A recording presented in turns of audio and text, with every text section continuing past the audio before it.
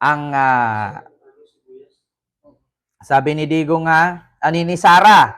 Ayon kay Sara Duterte, posibleng pagtataniman ng ebidensya ang kanilang bahay kasi bali-balita ngayon na i-read nga daw ang bahay ni Digong.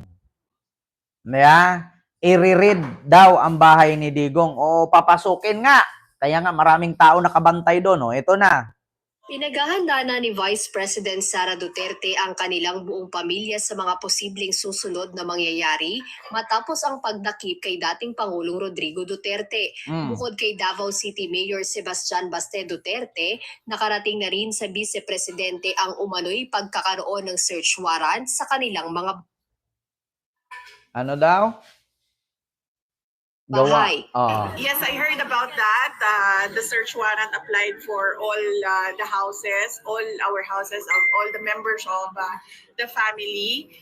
And I mentioned to my siblings that you don't have control over this anymore.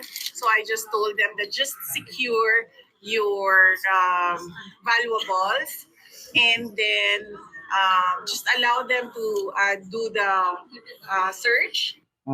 Ayon pa sa Vice Presidente, inaasahan na rin nilang maaaring maitanim na ebidensyang gagamitin laban sa kanilang pamilya at ito na umano ang naging template ng mga ganitong sistema. We expect that there will be planted evidence inside. Expect daw ni Sara na there will be planted evidence. Ito na yung sinabi niya doon sa press con dati, di ba? Ipipress nila ang pera namin. Papasukin nila yung bahay namin. Tapos tataniman nila, mayroong clearing team. Di ba ginawa niya yan ng tatay mo noon, Inday? Di ba ginawa niya yan doon kay Paruhinog? Ano bang ginawa ninyo doon kay Paruhinog? Di ba bago pumasok yung clearing team, tinaniman-taniman na sa loob, tapos papasok na ngayon yung PDEA, si IDG, tapos machichik, may shabu-shabu na. Kaya sabi ni Sara, make sure daw to ano your valuable things. Di ba? Gawain kasi nila yan. Noon pa yan, mga planting evidence. Alam niya, no? So I told alam niya. Alam na this. them that we'll just have to face that as well because that is the template that they did with former Congressman Arnie Teves. It's exactly the same template. Ginawa na daw yan. Ginawa na daw yan noon nung panahon ni Arnie Teves. Same templates daw. Tinaniman ng ebidensya bago inaresto. Wala na.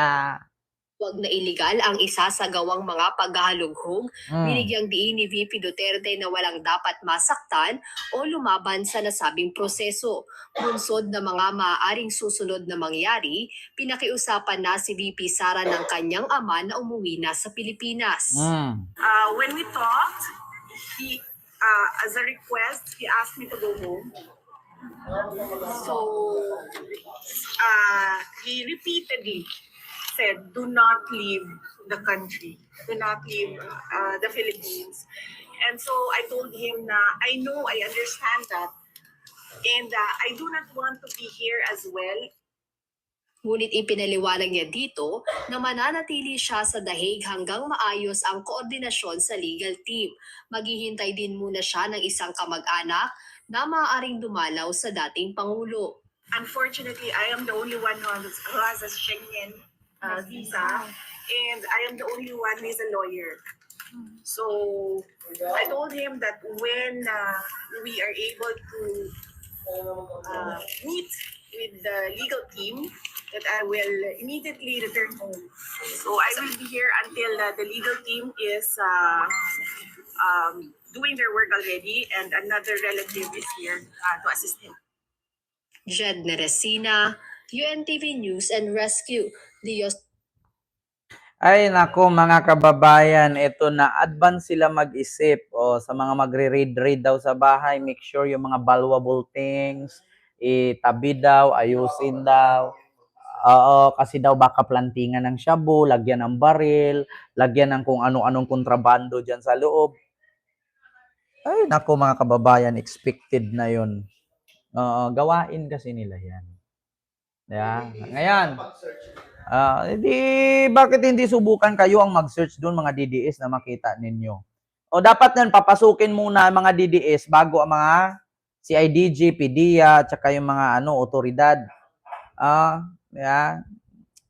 So, yan lang mga kababayan. Hindi ko na po masyadong habaan yung ating live ngayon Mga kababayan, mag-ingat po kayo palagi Advance sila mag-isip kasi talagang gawain nila, di ba? Sabi ni Avini. Ayan, Miguel Love shout out po. Ma'am Telma Agustin, solo MC.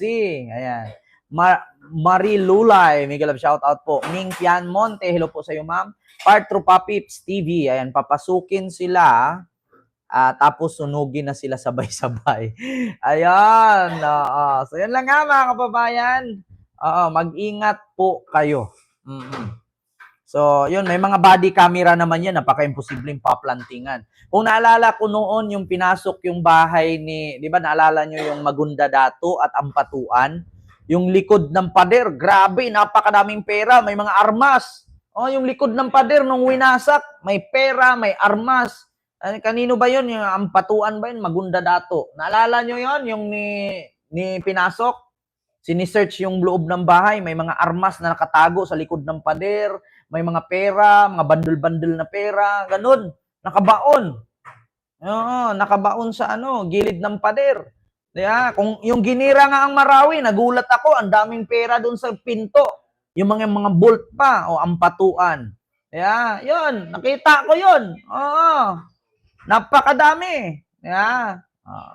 Imposible naman na plinanting yon. Diba? Ampatuan. Ampatuan, kaya pinatay nila ang pamilyang Magunda Dato.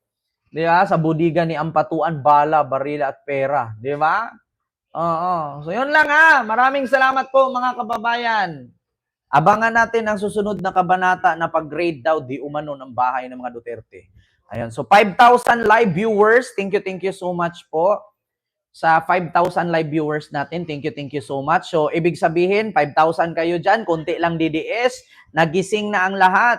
So, ito, bago tayo mag-end ng live mga kababayan, isa lang masasabi ko, RIP advance kay Digong. And I, thank you. God first. Bye-bye.